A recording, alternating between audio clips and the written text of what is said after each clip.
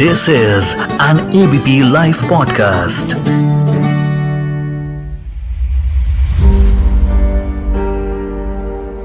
कहीं पढ़ा था, जिंदगी हर पल लड़ने का नाम है। कभी तूफानों से, कभी खुद से, तो कभी मौत से। शायद यही जिंदगी की पहचान है। और इन तीनों चीजों से लड़ना पड़ता है उस हर इंसान को, उसकी पूरी फैमिली को जिसे कैंसर हुआ हो।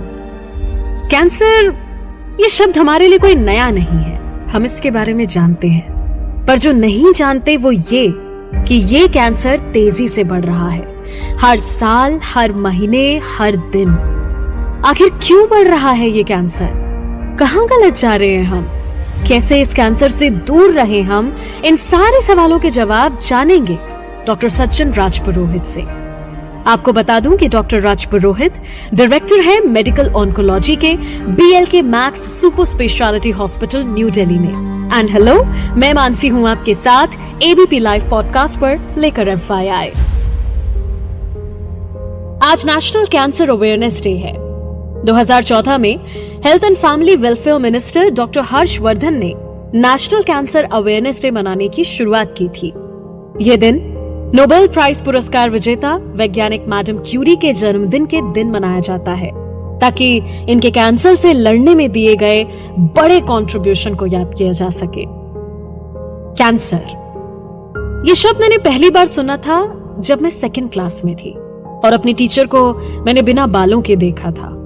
वो स्कार्फ से सर को ढककर रोज आती थी, और तब से अपने आसपास किसी ना किसी को इसका शिकार बनते देख रही हूँ, जाते हुए देख रही हूँ। कैंसर सिर्फ फिजिकल नहीं, मेंटल और फाइनेंशियल दर्द है, और ये दर्द आपसे कोसों दूर रहे।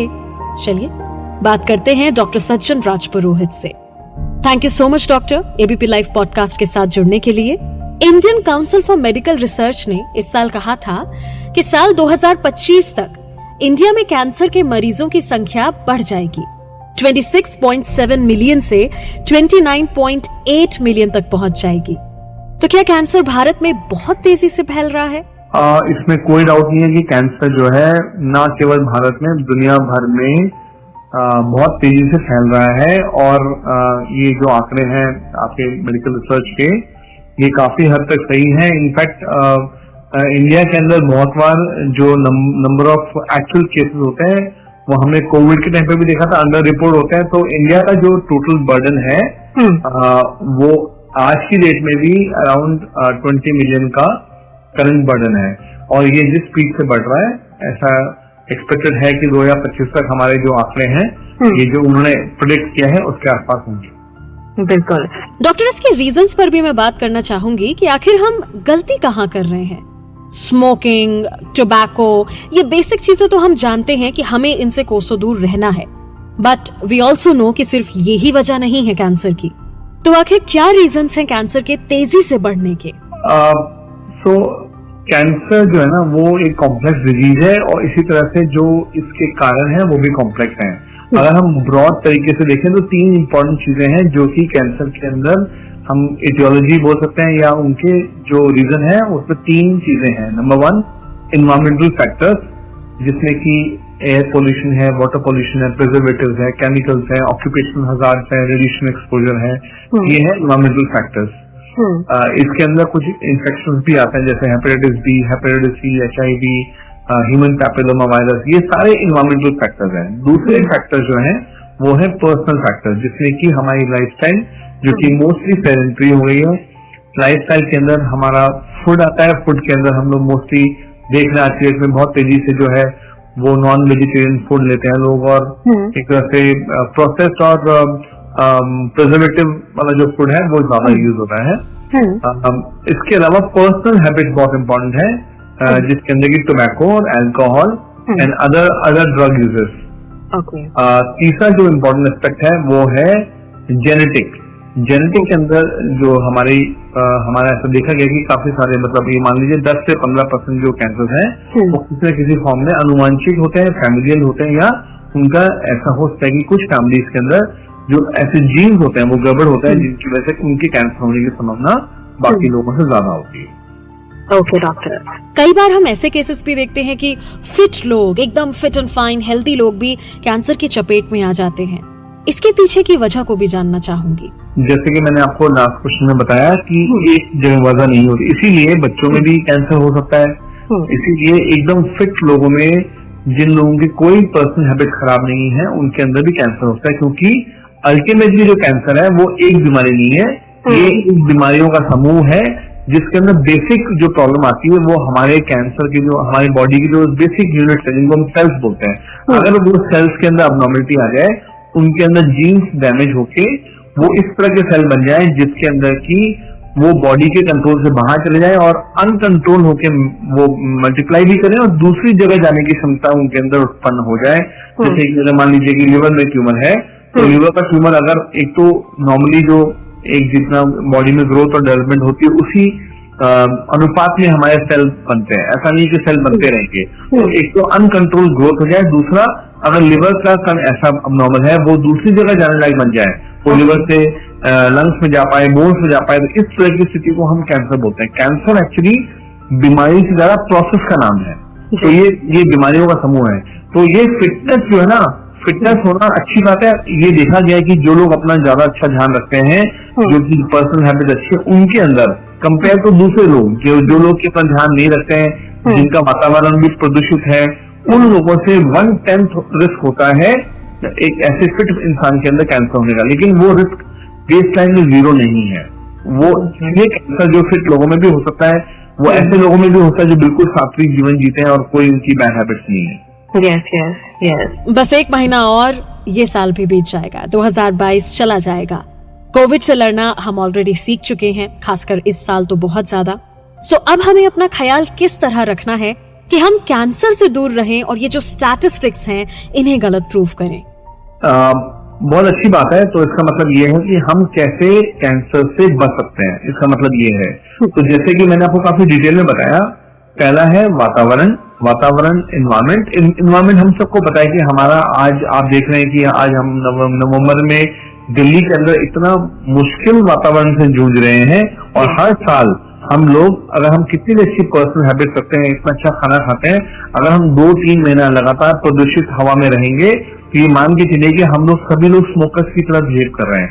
हमारा जो पर डे कंजम्पशन ऑफ अगर स्मोक है वो करीबन मॉडरेट स्मोकर या 5 से 10 जो सिगरेट रोज पीते हैं उनके बराबर हो जाता है। तो हाँ जी, एयर पोल्यूशन, वाटर पोल्यूशन, ये बहुत इंपॉर्टेंट एस्पेक्ट है। इनफैक्ट आप देख रहे होंगे कि जो रूरल एरियाज है इंडिया के, वहां पे भी कैंसर बहुत तेजी से बढ़ रहा है, क्योंकि वहां के जो सॉइल में काफी ज्यादा मात्रा में पेस्टिसाइड या हेवी केमिकल्स यूज किए जा रहे हैं फॉर फूड प्रोडक्शन।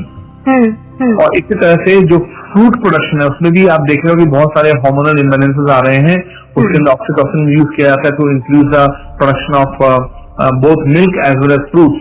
तो बहुत हद तक हमारा जो आज की डेट में मॉडर्न लाइफस्टाइल है, उसमें हम चाहे खुद अपनी हैबिट को ठीक रख रहे हैं, उसके बावजूद भी एनवायरमेंट, आर्टिफिशियल फैक्टर्स भी हमारे जो रिस्क को अफेक्ट करते हैं। लेकिन इन सबके बावजूद भी अगर आप मुझसे पूछें कि हम क्या ध्यान रख सकते हैं, तो उसके अंदर एक ही चीज हम ध्यान रख सकते हैं, हो सके जितना हो सकता है नेचुरल लाइफ की तरफ जाएं, अपनी बॉडी की फिटनेस पे ध्यान दें, एक्सरसाइज करें, खाना जो है वो प्रोसेस फूड ना खाकर एक तरह से नेचुरल ऑर्गेनिक फूड जितना हो सकता है खाएं, फ्रेश फ्रूट्स वगैरह खाएं, और अल्कोहल और टबैको बिल्कुल अपनी लाइफ से दूर रखें। अगर ऐसा हम करते हैं तो हमारा रिस्क जो है compare to a high risk population at least 5 से 10 गुना कम हो जाता है। बिल्कुल डॉक्टर WHO कहता है कि अप्रोक्सीमेटली 70% डेथ फ्रॉम कैंसर लो और मिडिल इनकम ग्रुप्स और कंट्रीज में होती हैं। और इस साल कैंसर अवेयरनेस डे की थीम भी है क्लोज द केयर गैप।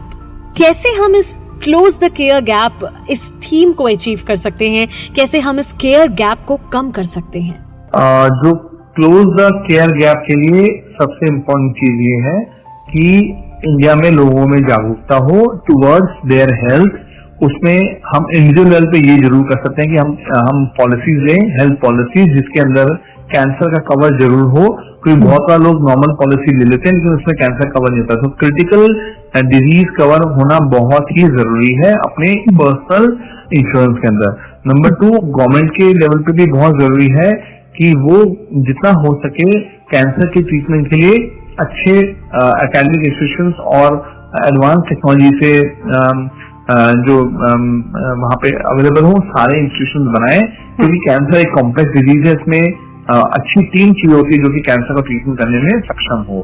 तो जब तक कि हम अपने पर्सनल लेवल पे और गवर्नमेंट लेवल पे इन चीजों को इम्प्रूव नहीं करते हैं, हमारे लिए केयर को बेटर करना मुश्किल होगा। बट यस, पर्सनल लेवल पे क्रिटिकल इलनेस वाले जो आपके हेल्थ पॉलिसीज हैं वो लें, और कम से कम कवर आपका जो है, अगर आप मिडिल इनकम है तो 10 से 15 लाख का कवर आप करेंगे तो आप एक तरह से ठीक ठाक कैंसर का ट्रीटमेंट करवा सकते हैं। डॉक्टर आज है नेशनल कैंसर अवेयरनेस डे, इस मौके पर क्या कहना चाहेंगे?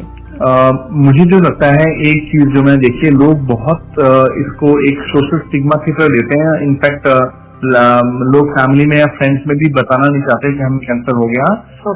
कैंसर बिल्कुल भी कम्युनिकेबल डिजीज नहीं है, इससे किसी दूसरे इंसान को कोई नुकसान नहीं होता। फैमिली आराम से कैंसर के पेशेंट के साथ रह सकती है, और जिसको भी कैंसर होता है वो शर्माए नहीं, वो आगे आए, वो अपनी फैमिली का सपोर्ट ले, और वो इस चीज में शर्मिंदा ना हो कि मुझे कैंसर हो गया तो इसमें मेरी गलती है, क्योंकि कैंसर किसी भी इंसान को हो सकता है। तो कहीं ना कहीं आज के दौर में कैंसर के स्टिग्मा को हटाने की जरूरत है, और कैंसर का ट्रीटमेंट राइट जगह पे हो। उसके लिए देसी दवाइयां या इस तरह के जो भ्रामक एडवर्टाइजमेंट होते हैं जो गारंटी करते हैं कि हम 100% कैंसर क्योर कर देंगे, ऐसी चीजों के उस पर ना आकर जो एविडेंस बेस्ड मेडिसिन है उससे अपना ट्रीटमेंट कराएं। जितना जल्दी कैंसर पकड़ने आता है उतने चांसेस ज्यादा होते हैं। तो हमें ना केवल क्लोज द केयर गैप करना है, हमें डायग्नोज भी अर्ली करना है, ट्रीट भी अर्ली करना है। उसी से हमारे रिजल्ट जो है वो हाईएस्ट 100% रिजल्ट हम क्योरेबिलिटी पे पहुंच सकते हैं। Thank you so much doctor Raj Purohit ABP live podcast के साथ जुड़ने के लिए। आखिर में बस इतना कहूंगी, the only person who can save you is you. वो शख्स जो आपको बचा सकता है वो दरअसल आप खुद हैं। सुनते रहिए एबीपी लाइव पॉडकास्ट। इस ऑडियो को प्रोड्यूस किया है ललित ने, मैं मानसी हूँ आपके साथ।